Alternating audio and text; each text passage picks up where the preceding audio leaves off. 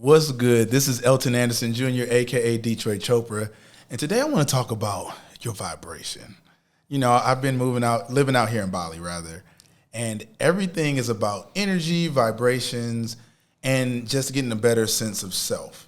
And today's guest, he's taught me so much about how to meditate, how to call in and manage your vibration, and realizing that we're all electromagnetic beings. Like, you know, this is just, we're more than just these blood and bones. We are all magnets for everything we want to manifest. And I really want to get to the root of this and understand how ways that, you know, you guys listening can attract more into your life and really figure out what you want to do in terms of meditation practices.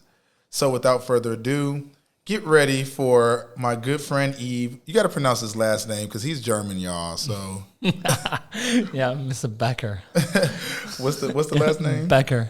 It's Becker? Yeah. I thought it was something else longer. No, it's very simple. Oh. Yves Becker. Yves Becker. Oh, okay. All right. I got something else in the WhatsApp. So Yves Becker, how are you doing, brother? Very good. Happy to be here. Happy to chat about meditation, manifestation, consciousness, and this magical, miraculous life. Oh, I love this all. Like, guys, I wish you could see Yves if you're just listening to this. He is really, we talk about Christ consciousness a lot, and this man is, he just has a glow. He has he just has this energy about him that is very resemblance of what I think, you know, Christ and higher consciousness is. And he kind of looks a little bit like Jesus when he lets his hair down, so we'll get into that. But Yves, where are you from, brother? Tell the people where you're from, first of all. Jerusalem? From this beautiful planet, and then specifically from Germany. Yeah, born there, but I traveled the world last probably 16 years. I've been all over India, lived there many years, and it started basically when I was in a deep crisis. So when I had my depression and my crisis, then I said, okay, I need to do something. So I sent out some beautiful prayers and thoughts that I need help. And that at that time in Germany, actually I was in Costa Rica at that time. Oh yeah, we talked about that. Yeah, and then so traveled the world, and because I think you had this calling of inner pain that I wanted to figure out to solve that. So, yeah, born in Germany, but home around the world. That's beautiful. And speaking around the world, you have such a big community in the world. So if you guys don't know, I'll have his information and his platform in the show notes. But basically, Yves has, 20,000 people at this point? Or how many thousands of people in Instagram community? Is like 21,000 Instagram and 25 on Facebook, but it's all German right now. So if you listen, if you go, don't wonder. But we're gonna change that. So this is an invitation for me also to spread the word and this teachings and technology in English as well. See, yes, I want to expose you to, or introduce you rather to my American speaking community. I love this you guys. is this is a crossover episode for you guys to learn. So speaking of crossing over, you have taken me and our other friend circle through so many meditations. You showed me the Kundalini. We brought in the sun. We called in the sun. We called in all these things. How did it start? Like what? How'd you get into that? How'd you start? You mean how I got involved? How'd you got into all this meditation and I kind of already said it in the introduction that the pain. It was the pain. It was the pain when I was in Costa Rica, and I love to share this story because I think this is quite a representation of life. I basically went to my first backpacker's journey when I think it was like 20 something, 21. And I went to Costa Rica with my two buddies, and you know, they have those ideas of how amazing Costa Rica is going to be and how amazing backpacking is and everything on my mind. And then I was there, and I felt I had such a high expectation because I thought my life would change, but I took myself with me. So I took yourself with you. Yeah, like I took my inner shadows and my pain I had at that time, because I was already in depression deeply already. So I thought, oh, Costa Rica is going to save me, because, we think a different place, a new wife, a new boyfriend, whatever, going to save you. So I was in Costa Rica. Of course, it gave me something. It helped me. It helped me to understand and heal and do stuff. I started more and more yoga there, but still there was a point where my mind was so loud, because it wouldn't stop. The location wouldn't stop my mind. It wouldn't stop the beliefs I had. It wouldn't stop my thoughts. So the endless chatter, even I was sitting at one point at the ocean, Pacific Ocean, sunset, beautiful, everything, like paradise, literally. Right. And what I felt was just pain. I just felt darkness inside. It was sun and beauty and everything outside, but I couldn't feel it. I couldn't see it. I couldn't experience it. And I cried and cried. I remembered when I was journaling at that time, and I really get this sensation of what happened. I was really saying, all right, universe, if you're there, if there's something bigger and you want me to live, if you want me to do something in this world that I always felt I could change something, please give me a sign, and I need help. Otherwise, I can't live like this anymore. So I prayed. I said, okay, now I want to have a sign. And then 2 weeks later, I was home and I met my teacher.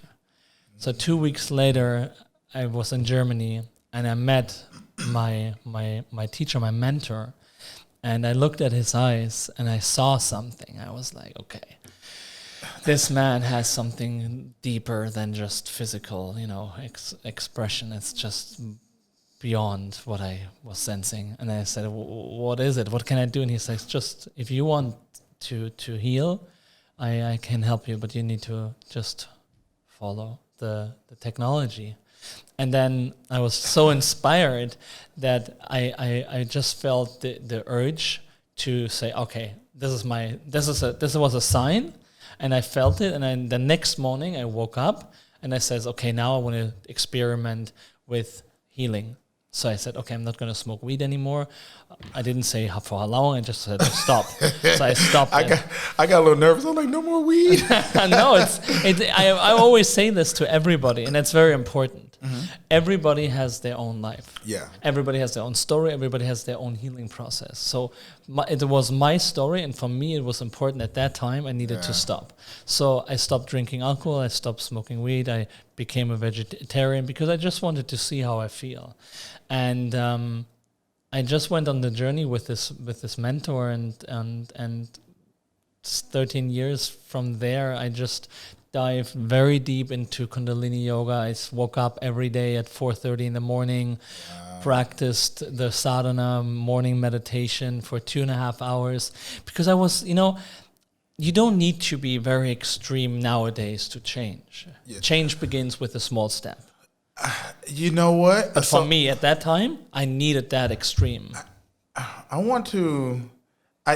glad you said that, but I also see so much similarities in our story. Like, I love that you said you went to Costa Rica expecting to like, hey, Costa Rica, do your magic. Yeah, exactly. And you arrive, you're like, okay, I'm healed. Okay, I'm done. I'm happy now, right? No, and it doesn't work like that at all. And I love that you said you took yourself with you, because that's what you're surrendering. That's what you have to let go. That's what you have to lose. That's what has to die, in a sense, is that old self. Exactly. So I really want my listeners to hear, because a lot of times people see me traveling and they're like, Elton, you're just living your life. And I'm like, do you know I'm in Namibia crying in a tent by myself for 3 days? Like, do you know that I got here to Bali and there's been so much shedding of that old self?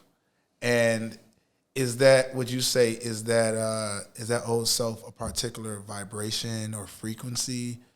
The old self? Yeah, like what is that? Because we're going to get into the vibration and frequencies, but what is that old self? Is that the ego?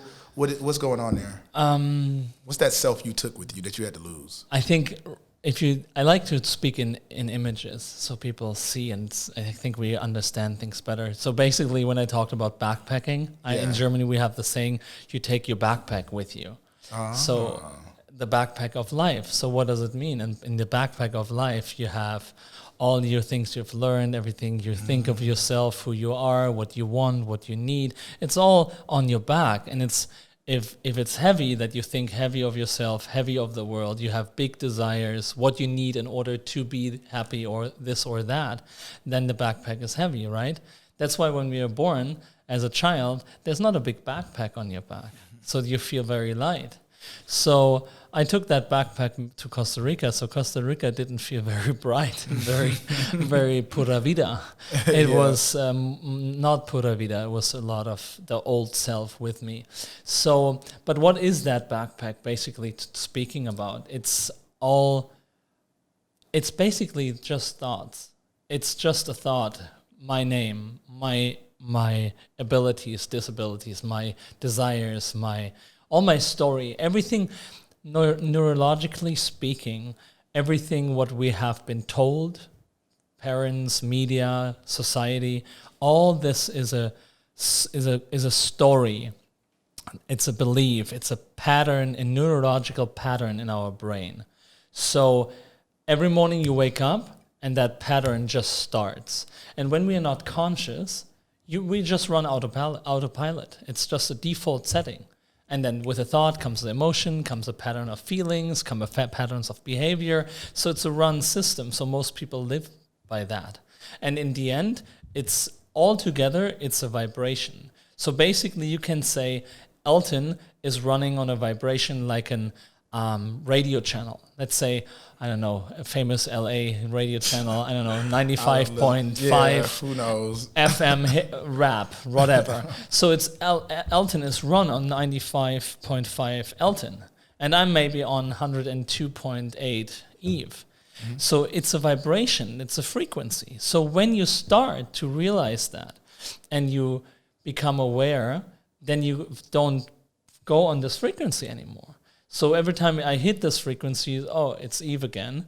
It's the same pattern. I realize, I say, okay, let's go to a new frequency. So that was the first step, what I've learned to understand I can shift my frequency through different thinkings, creates different emotions, and emotions is energy in motion. So emotions is a movement in us that leads to patterns and behaviors.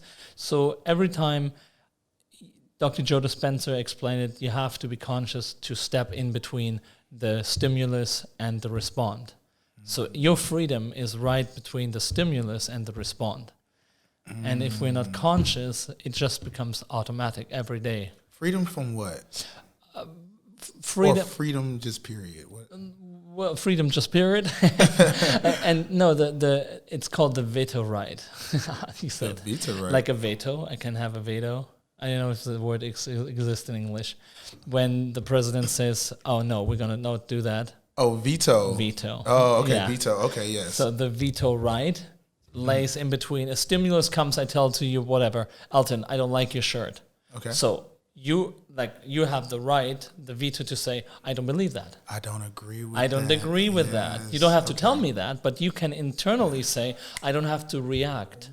So the freedom in life, with what I've studied from ancient technologies, wisdom, or newest understanding, is the reaction is in no reaction is your freedom, in your peace. Wow. No, I'm just having this epiphany because that's so true. Because if somebody, it's all about the agreement we make with what other people tell us. Exactly. And it's also the agreement that we make within, if you're on a certain frequency, if you're on a frequency of fear, like if I'm on 92.3 fear, then, or 93.1 anger, or I like that analogy. But if I'm on those frequencies, then everything will make me scared.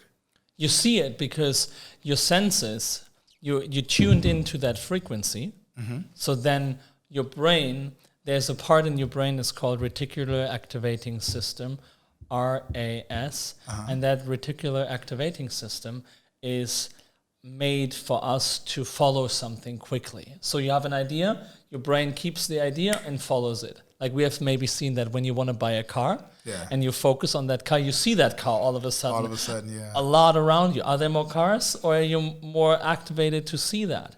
So what is the image you have about yourself in your brain? What's the hologram you have about yourself? What's the hologram of the world you have? So if you have a hologram and an image of the world, everything is dangerous and everything is going against me, you look around and you see somebody looking at you, turning away from you, and then the person says something to another person, and your brain says, oh, this person talks about me. Oh, yeah. And he might just have looked at you, had a bad day, has a bad look, looks at his friends and says, oh, I don't feel good. Has nothing to do with you, but you automatically, because you have this image, you react. So we consistently, into the external world, we're reacting, we're projecting a world onto the world that doesn't even exist. Eve. And from internally, we do the same internal wise with ourselves. Eve. Wow. Like this is, y'all, you were really activating me right now because I started having a thought. And this could be controversial. Guys, please hear what I'm saying because this is going to be a little controversial. It's very good to be controversial because it helps the mind to break through limits. Yes. So depending on what people say. So I'm black. Mm-hmm.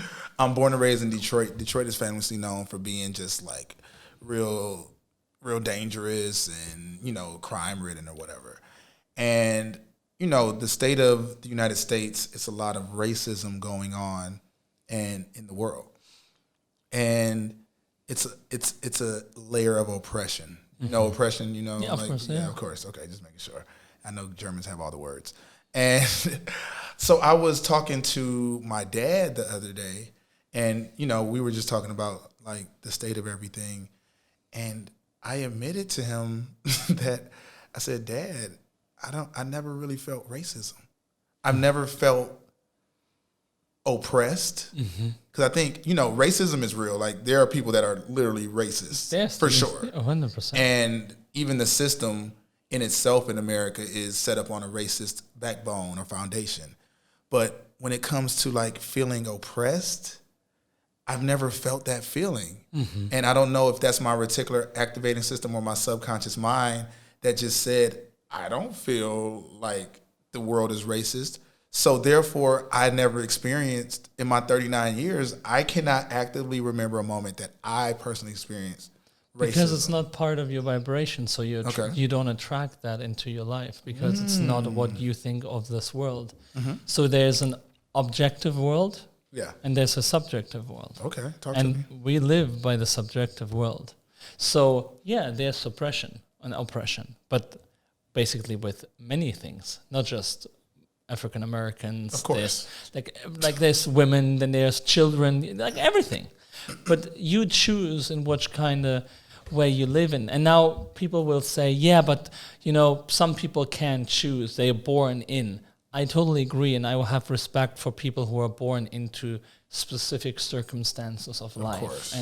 And don't get me wrong that I don't think that people have chosen that. They have been born into that. But what so many historical facts have shown that people with like circumstances of no opportunities, like very poor circumstances, have made it through the top. Yeah.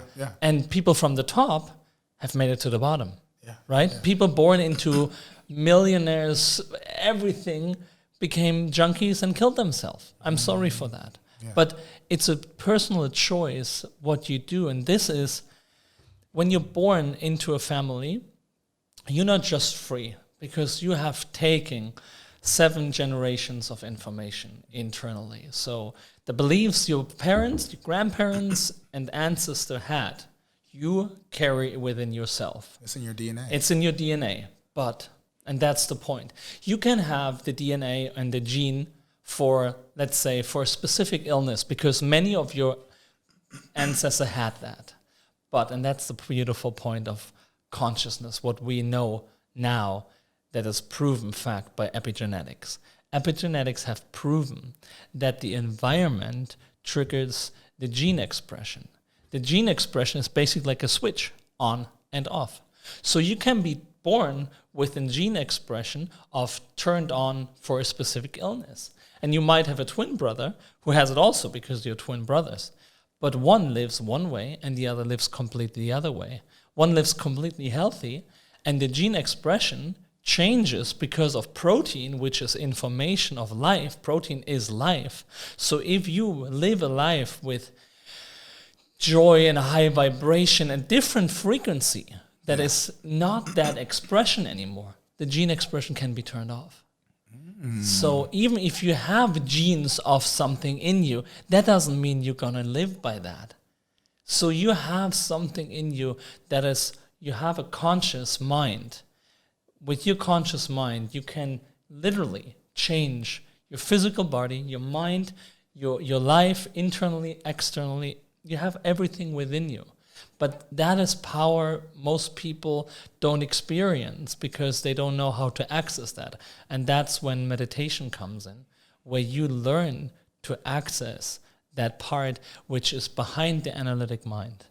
But because most people live by the analytic mind, thinking, reacting, surviving, fear-based, limbic system, just autopilot, default setting, every day the same. 90% of most people have the same thoughts every single day about themselves, about the world. And through thoughts comes the same emotions.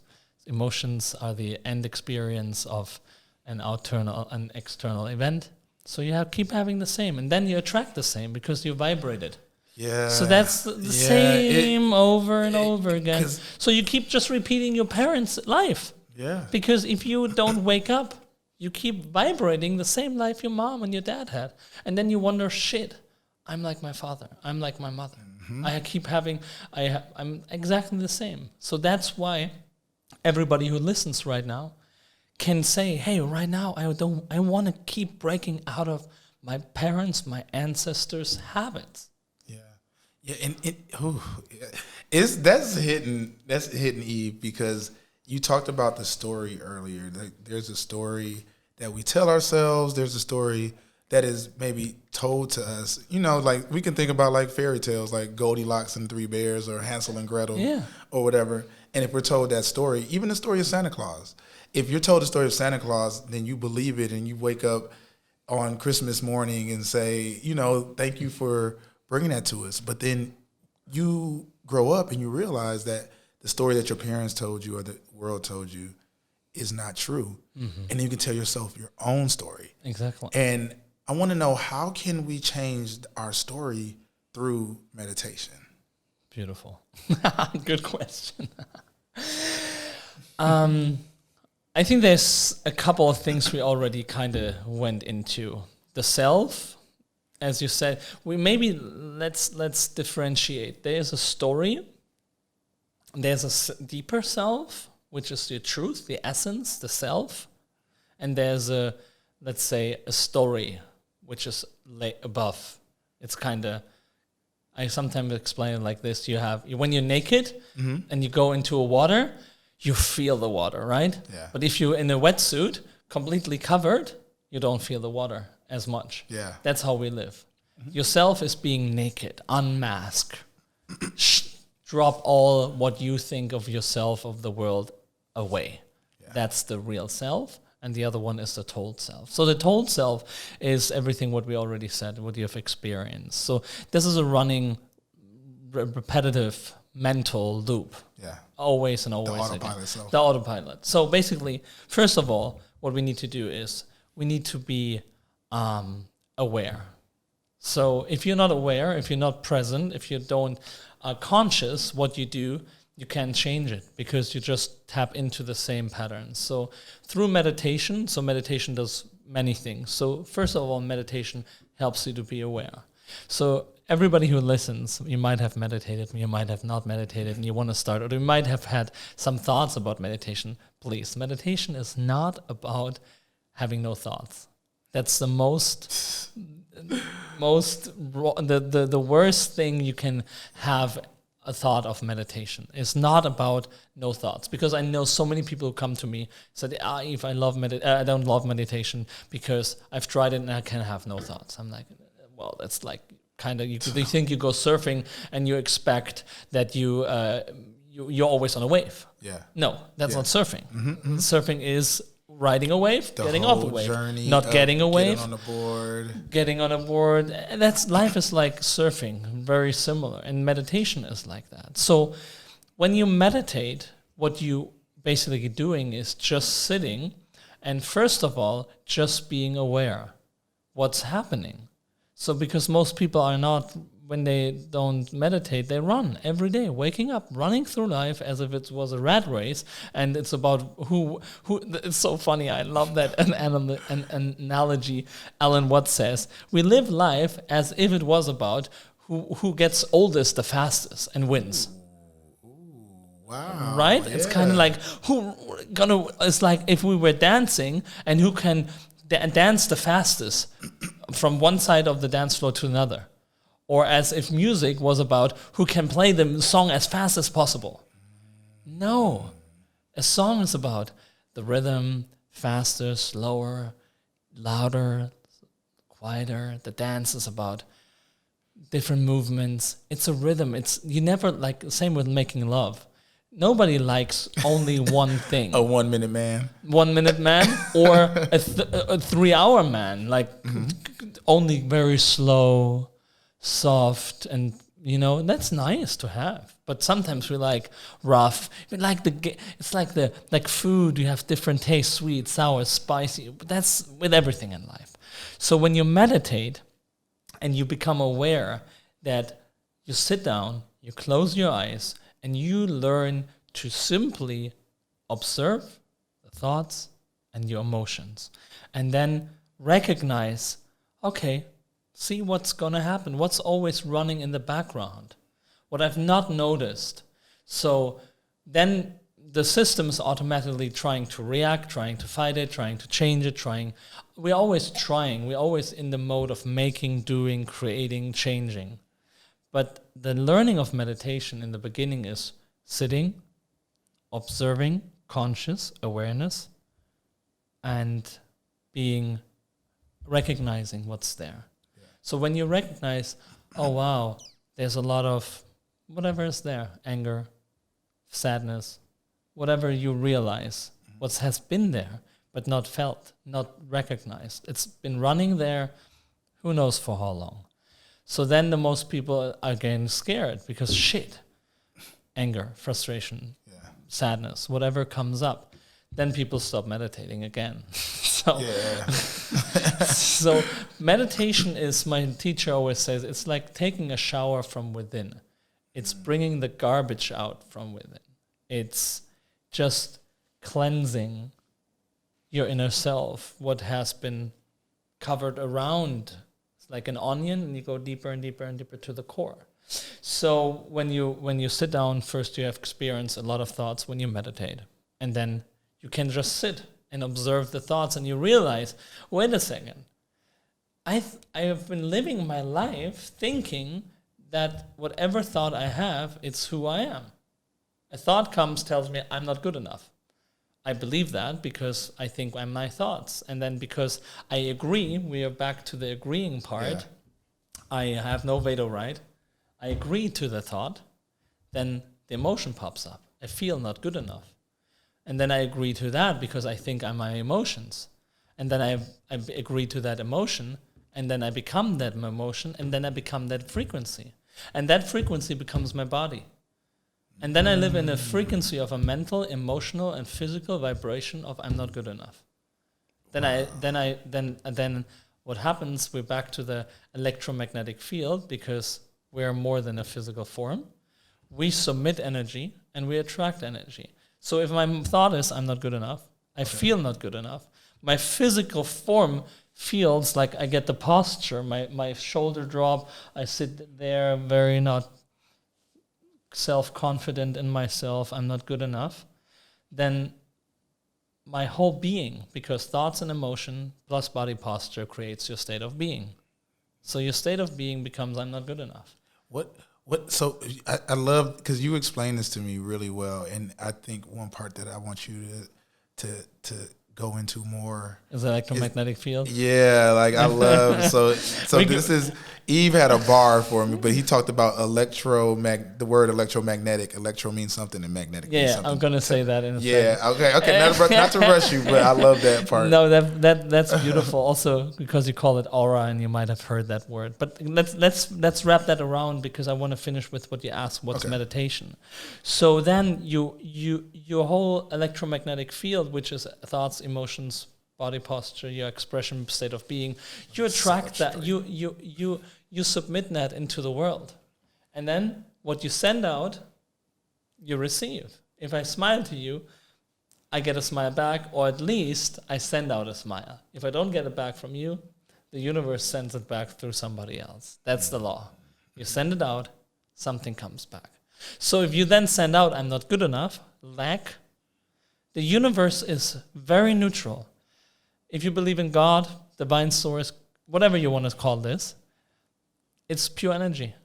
And the energy just gives you the power.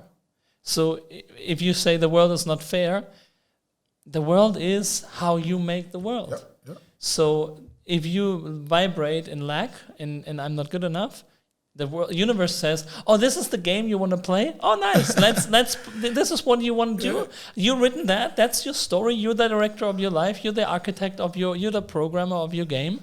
Let's play, enjoying not being good enough." If you say there's no good men out there, then you will literally not see any good men. Exactly. Or good women. Because this is what the universe gives you, free power. That's what the Bible has been saying, all the sacred scriptures has been saying.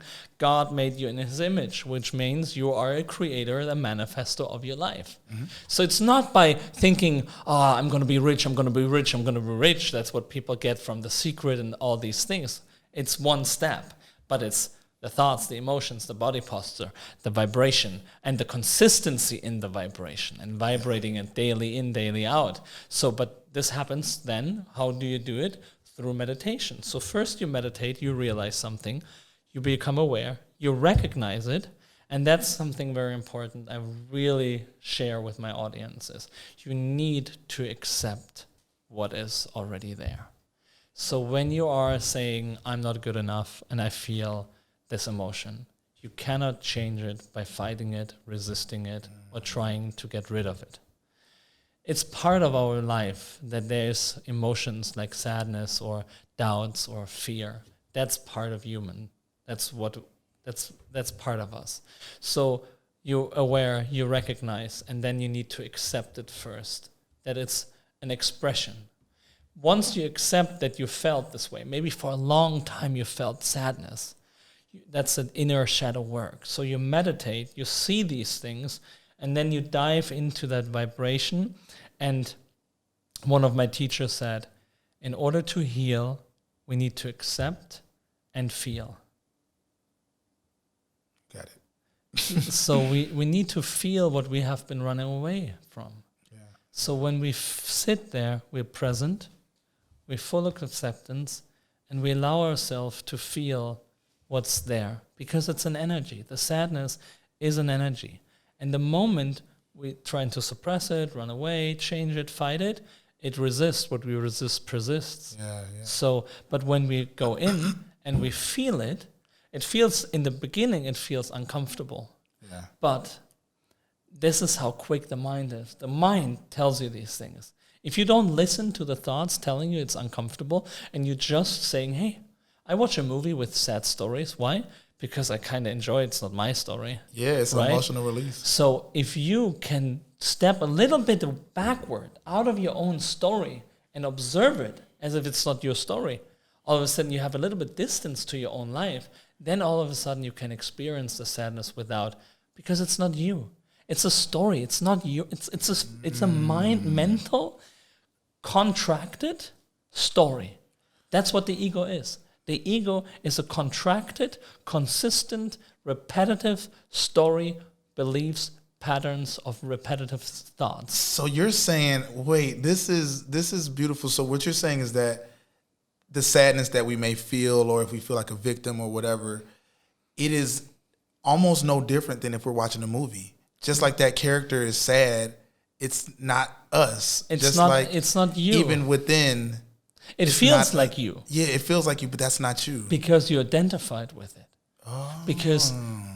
Because you're so focused on that part of in like your consciousness is infinite, okay? And imagine the universe.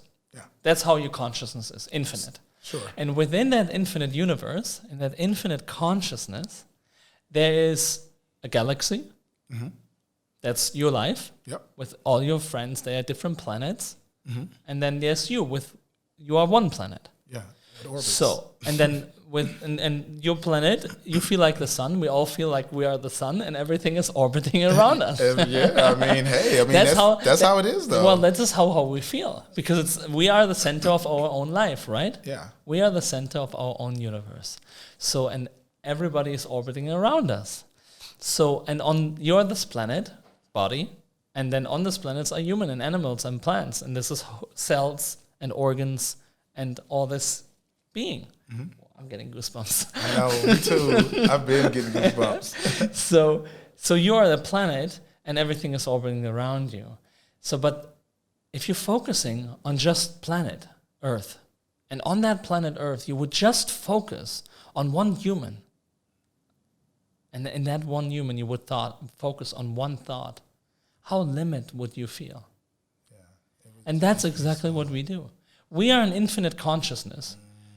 We focus on being a body, separate from the world, and then we're not even feeling a body anymore. Most people don't feel their body. If I tell people, clients of mine, can you sense your liver?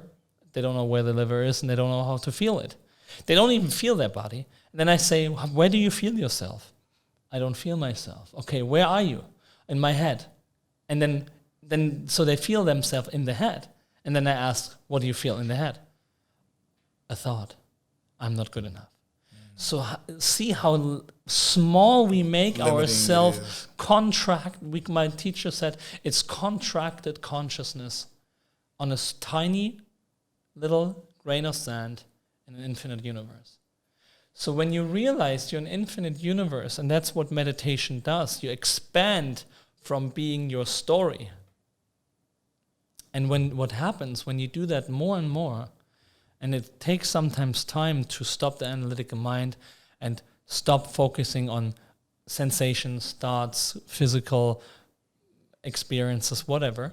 When you stop it and you expand your space, you feel infinite, all of a sudden, your energy with your attention goes away from that concept of the story of Elton, of Eve, of whoever.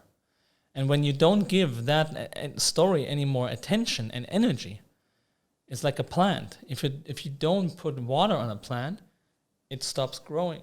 Yeah. So if you stop giving attention to your story of I'm this, I'm that, I'm not this, I'm not that. If you stop giving that attention and you're investing more and more awareness on the no thing, that's what every tradition was talking about. The no self, the no thought, the zero zone, shunya, silence, stillness. If you more and more invest in that and not run by thoughts and emotion, all of a sudden, this contracted ego story dissolves. And when this story dissolves more and more, you feel it. You feel that. The story dissolves. All of a sudden, there's no reaction to things anymore. Because if I tell you, Elton, what do you look like? And if there's no contracted story of Elton, who is there anymore? But that's a question. Who is in you? But where are you? And who is there? Yeah. And if you get called something and there's no identity anymore, considering themselves black, tall, man, this, that, the world, there's no running around, time dissolves, presence is just there, and you're just becoming a consistent experience of the present moment. Eve, wow, this is a lot. I'm getting goosebumps and and hot flashes and all this. So Eve, I think, wow, first of all, you're really helping me expand in real time. I guess I want to talk about two things that a lot of people ask me about. Yes. And the two things, I guess, one could be negative, one could be positive. But how can we use the idea of meditation, raising your vibration, expanding your consciousness to do two things? One is to heal. Mm-hmm. You and me both have the same kind of story of like traveling and crying. We get on a plane and go to another country, just be crying even more than when we left, and be like, what's going on? How can I heal? And two, how can we use use it for manifestation? So how can meditation and expanding the awareness and the consciousness lead to manifestation? So let's talk about healing, and then let's talk about manifestation. The way you put it, it's exactly the order it needs to be. Okay, all right. See, I know what I'm talking about. Exactly. I know. You do know. Yeah, in like the world is so, like, especially where you come from. I lived in LA as well. Mm-hmm. The whole external world, the whole material 3D world, like the wish, the desire that when I have this, then I'll be happy. I'm gonna arrive. I have this fulfillment then. Mm-hmm. So manifestation, naturally, fulfillment happens once we take the journey within and heal. So first, when you focus on healing, the other follows automatically. So as I said, when you meditate and you realize your patterns, your emotional patterns, what you have had every day, you need to focus on them.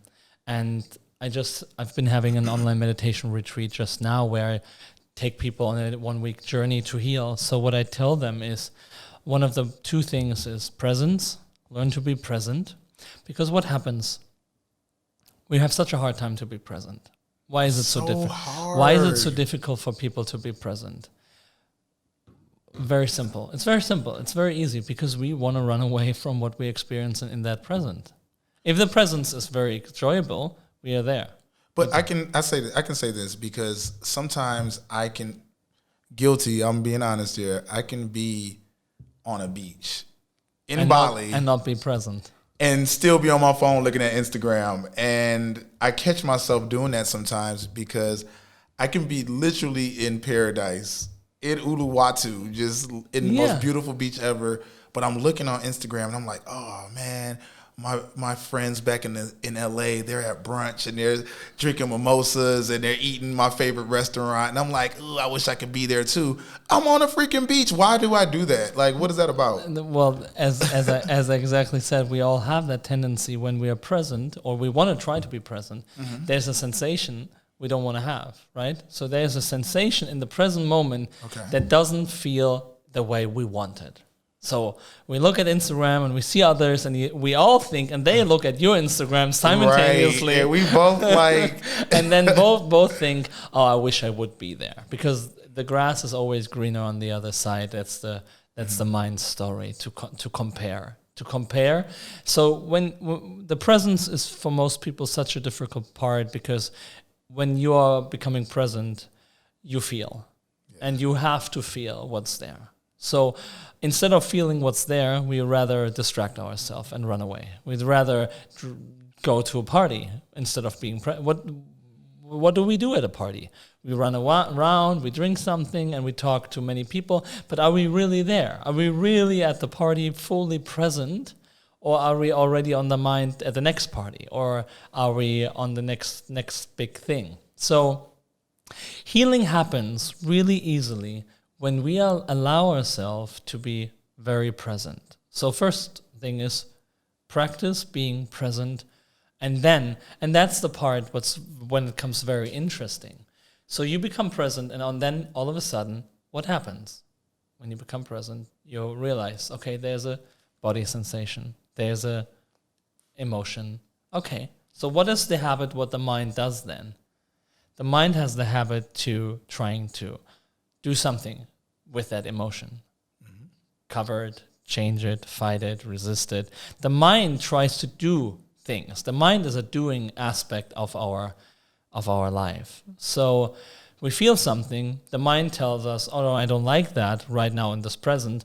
Or rather look at Instagram, you get a good sensation. It's unconscious. Yeah. Or you grab a piece of chocolate to numb that sensation you're having. So basically you become present, you have an emotion of what has been there, and then it comes up, oh no, I don't want to feel that chocolate, and it goes back inside and it's gone, and you feel this joy of chocolate. So, but it runs in the background. So the emotion that has come up, run into background, and you're not present anymore, because fully present means feeling what happens. So the healing part is you become present, and when you become present, that's why meditation helps, because the thoughts come up. So through meditation, you learn to not listen to the thoughts. Whatever the thought tells you, it's like putting on the wetsuit of life. Mm-hmm. The thoughts is always wetsuit. It's putting a numbness around you. It's not the experience. Anything the thoughts and the mind tells you, it's not the experience of life. Life is now. We looking at each other's eye. This is life. Not what was yesterday, what's going to be later. Am I doing all right? Do I have all the questions right? That's not life. That's a mental projection of life. So life is right now, present, and being in the body and sensing what happens. And then learning to stay present and allow. So I sit sometimes and I just there and I smile and I just tell myself present and allow. And then I just feel. Whatever comes up, I'm allowing myself to sense and feel whatever is there, even if it's uncomfortable. Yeah. Because I know it's not going to be better by running away. And then when you practice this, I tell you, Elton, I tell everybody out there, when you learn to be present and allow what's there, and then you actually allow to feel what pops up, and you're not doing anything what's there. And most people think, oh, I do an affirmation, I go to mantra singing, or I do a yoga class, or I go surfing to do something with that vibration I don't like. It's even the mantra, even the affirmation, even the yoga is covering it. So instead of doing anything with it, that mental, habitual program of something's happening, I need to do something. Yeah. Wait, stop. Learn to stop the doing and just be present and feel the vibration. And just allow yourself to feel what's there. Because when you allow yourself to feel what's there, the sadness, and you're not covering it with a judgment, a solution, a reason why it's there. Did I do something wrong? Why am I feeling sad? I'm in Bali. I should be feeling like this or that. So if you become very present and you feel, and my teacher always says, instead of aware of the feeling, which is again a kind of separation, dive into it. Fall and surrender to feel sad. Cry if you need to cry. Whatever comes, surrender to it, because in the surrendering, in the giving yourself devotionally to that emotion, it's an energy that has been suppressed, has been covered for so many years. And when you go and you take away that suppression, and you allow finally to feel that sadness of your childhood, of the divorce, of whatever has happened in your life, you feel that vibration, and you dive deeper into the vibration. And because of allowing, emotions is energy, and everything in the universe is vibration and energy. And the principle of the universe is always space. So when energy and vibration has no space to vibrate, it becomes resistance. But if you give yourself space to allow to feel what's there, and not trying to, that's the tricky part. The mind says, I want to solve it. I want to solve the emotion. No, don't solve the emotion. Just stay and feel it. And we call it, I don't know if you can say this in English, but we call it burning the emotion through feeling emotion, or you feel the emotion to the end. So by diving deep into what you're actually sensing in the present moment, allowing, accepting what's there, and allowing, giving space, and it's an energy, it heals. You don't do anything. That's the beautiful part. It's actually no doing, because basically what I've explained is there's no doing. There's just being. Just being in the emotion, just being, and what happens then when I tell you my life since I've done that. Even sadness pops up. Like, I have sadness, I have frustration, I have anger, I have doubts, all that, it pops up. And it's not even letting go, because letting go has the mental aspect of thinking it needs to get out of me, or it needs to get rid of. I don't like the word letting go, because letting go gives the sensation of something gets out of me. I call it integration. Yes. Instead of saying, I like to invite you guys, instead of all these emotions you don't like as seeing as an enemy, you need to meditate, vipassanas, and doing all these things to heal. What about you integrate them as friends? So anger and frustration, welcome them. And they're part of your life. They have actually a good reason to be there, because they protect you. There's a reason why they are there. You have a right arm because the right arm does something to you. Why would have the universe, the divine source, giving us anger if there was no reason for it? It's a force that drives us, that can create something. And out of sadness, people have written stories and musicals and movies. So there's a driving power behind every emotion of energy. And if you allow yourself to experience it, life becomes a very beautiful dance. Wow, Yves, this has been amazing. We're like I said, I knew we were going to try to talk for more than an hour. I have to finish the manifestation though. Yeah, so I want to let's try to knock this out, because we're going to have you back. Like, first of all, and we're going to have way more conversations. We're going to do that. And I want to talk about that, because you really explained how there's like a 3 meter. Yeah. So let's finish that. Let's get to that. So basically, you do the healing, and then all that vibration, because now we come to the manifestation and the electromagnetic field. So because think about all the emotion you haven't felt, you've suppressed, all that past life, the shocks you might have had, they're like clusters of energy in your physical body as well as in your energetic body. Yeah. So once you do this, what I've just explained with the healing, they dissolve. They're like shadows in your field. Yeah. They block your light. All these unlived, unsolved emotions block your vibration. So once you heal these emotions, what happens? You have a new vibration of thoughts. You have a new vibrations of emotions. Because once you let out the stress, because your nervous system, when you are still in that anger from the childhood, even maybe 20 years ago, your nervous system still thinks, because time doesn't exist in the subconsciousness. Subconsciousness is always present. Yeah. So it thinks you're still vibrating. So once you release that vibration of the nervous system, stress dissolves and your heart can open again.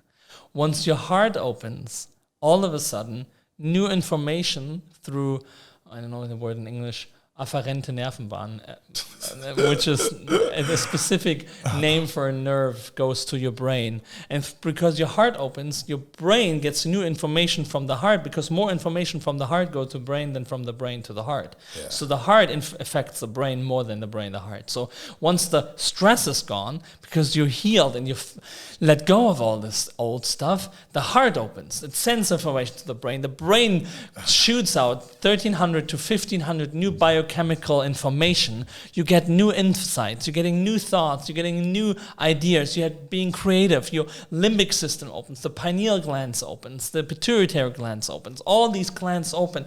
And everything in your body becomes alive again. Your cells wake up again. You become alive. And all of this aliveness, you have a new thought, you have new emotions, And then all of a sudden you have a new field around you because your state of thinking, a state of feeling with your body posture creates your state of being, which creates the electromagnetic field around you. Electromagnetic field is like, think of an planet with a field around, or you can see that all around torus fields. You see that with Star Trek and Star Wars with the spaceships. Yeah. That's what we have. It's a torus field around us. It goes up the spine, out of the head, and back into the pelvic floor, the chakras, the energetic centers. It's like an apple. Apple, exactly. Yeah, exactly like the apple. That. You see that from the North Pole going to the South Pole, center of the Earth. So this energy flows always. If we have stuck emotions, don't flow. So thoughts are electrical impulses. So thinking creates electrical impulses in your brain. So your thoughts has an effect on your electromagnetic field. And your emotions are magnetic energies. So your thinking and feeling creates your state of being, your electromagnetic field, which then vibrates into the world. So when you have fear and you're frustrated and you're feeling small, your electromagnetic field becomes small. And then what happens? You have to run, do, and create your life. You have to physically, three-dimensionally, live on the psychological timeline. I'm here, I need to be there, this needs this much time, this much effort, so I have to work hard. But if you live in a vibration of high thoughts, high emotions, and into the state as if you are already living the life you want, which is called being grateful of the future, having the gratitude of the future. So you meditate and you're thinking the thoughts and you're feeling the emotion as if you are in the state of being, and it's not thinking, it's in the vibrational state of being as if you're sitting in your dream life. And through that, your electromagnetic field expands, and you can learn to tap into the quantum field then, and you can even download skills and information and new things you want to feel and experience. So instead of Newtonian classical physics, which means I need to do something in order to have something, in order to experience something, you experience already before you do it. And you're already there before you're already there. So once you're already in the state of the future, what happens? You become a magnet and you attract life to you. You attract synchronicities. Mm-hmm. You attract abundance. You attract circumstances. You attract people. You attract all these things. So when you think, I want to be whatever, I want to be on the stage and speak to thousands of people. So in order to do that, I have to do this podcast, I have to spread, I have to do a lot of things in order to reach a lot of people. And then after 10 years, might reach thousands of people. But what if you get to know one person who already has millions of followers, invites you on the podcast, and then says, I'm your mentor and I spread you through my network. Yeah. And already you have millions of followers. So fast. Bam. Not any... Quantum mechanics, quantum manifestation, because you are the creator of your life through your thoughts, through your emotion, through your state of being, through your field of vibration you're sending out. And what's the best thing about that is you don't have to run through life. You don't have to think about life. You are just being grateful with yourself in the present moment and trust that you are an orbit of gravity of abundance, that everything flows to you. And in a state of gratitude, you're in a state of receiving. And so you live in the present moment, being grateful, enjoying the sunset, and everything comes to you easily. Woo! We got it. We got it. Yves, we got it, brother. I just got to give you a little high five on that one. No, Yves, that is so beautiful. And that's something that I've been learning time and time again, and I really hope everybody that listened to that really gets it. I'm going to write up some show notes after this so that people can see it. And again, everybody, this is not the last time that we'll talk about this, but I think the main thing that I got from that, especially when it comes to manifestation, is that we want to remove the time. And the blockages of the old self. Yeah, like if the more you can remove the blockages, which is the healing. It's the healing. And then the more that you're present, which you remove the time, because like you said, subconscious, there's no time. There's no time. There's no time. You can, and I love that example you said, like, oh, I want to go because, you know, even when I became a photographer, I'm like, oh, I want to be a photographer, but I got to be an assistant, and I got to do this, and I got to move to LA, and I got to do this. Like, we put all these blocks in between. We create our own hurdles. Yeah. We say, I want to do this. This is the goal, but I'm going to create hurdles that I have to jump instead of, like you said, the opposite is just be present and call it in. Call in the people, be on the same frequency. And very simply said, exactly what you said is, the question we always have to ask is, what do we expect from that manifestation? Yeah. What is it that we expect when we live in Bali with the dream house and the dream this and the dream that? In the end product of every experience is an emotion. And if you can pre-create the emotion of the end product before the end product is created, you already live it. Yeah. So you don't need the house anymore if you already feel the abundance. If you don't need anything in life anymore, if you feel the fulfillment. And that's what life is so easy about. You have it in you, you feel abundant, and then abundance comes to you easily. So instead of chasing life, let life come to you. Yeah, and abundance isn't, that's the thing I want people to understand. Abundance isn't money. No. Money is a tool. Abundance isn't a 10-bedroom house. That's a thing. You want the feeling, like you said, you want the feeling of what you think those things give to you. So next time that I'm sitting on a beach in Bali, I will not look at Instagram and want to be at brunch with my friends, because being present, I realize that I have everything that I could ever want in that coconut, on that beach, in that moment. And speaking of moments, this moment with you, Yves, has been amazing, brother. I love this. I love the expansive of the conversation we've already had. And this isn't the last time. No. So I want you to tell people where they can find you. I know you speak a lot of German, so if you got anywhere people in English can watch you, let them know. But otherwise, just let us know where we can find you. Instagram, my name, Yves Becker, _official. How do you spell Yves? YVS, BECKER. Okay. And then _official, the official as official in English. And then podcast, it's the same name, and Facebook the same, YouTube the same, always the same name.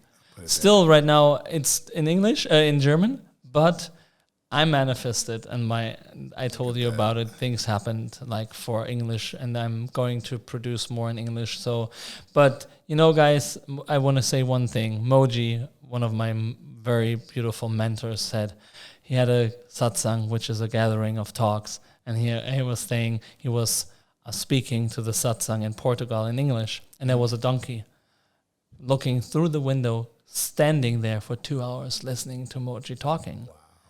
And he said, you know what the funny thing was? The donkey was a Portuguese donkey.